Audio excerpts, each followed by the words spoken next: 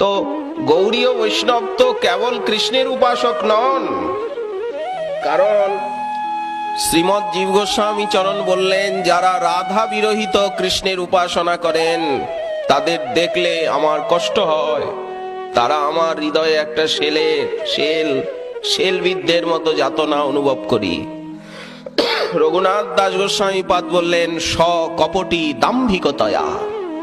তিনি কপটি, তিনি দাম্ভিক, তার অপবিত্র সান্নিধ্যে আমি কখনোই যাই না।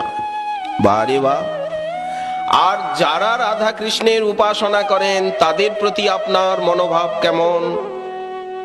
বললেন, যারা রাধারানীর সঙ্গে, সেই গান্ধর্বিকার সঙ্গে গিরিধরের আরাধনা করেন, নিত্য আমি তাদের চরণ প্রক্ষালন করে সেই জল পান করি, মস্তকে ধারণ করি। এটি আমার জীবনের একটি ব্রত। দেখুন, এই জন্য কেবল কৃষ্ণ নাম তো গৌড়ীয় বৈষ্ণবের জপ্য বা কীর্তনীয় নয়। ঠাকুর মহাশয় বললেন, কৃষ্ণ নাম গানে ভাই রাধিকা চরণ পাই, রাধা নাম গানে কৃষ্ণচন্দ্র।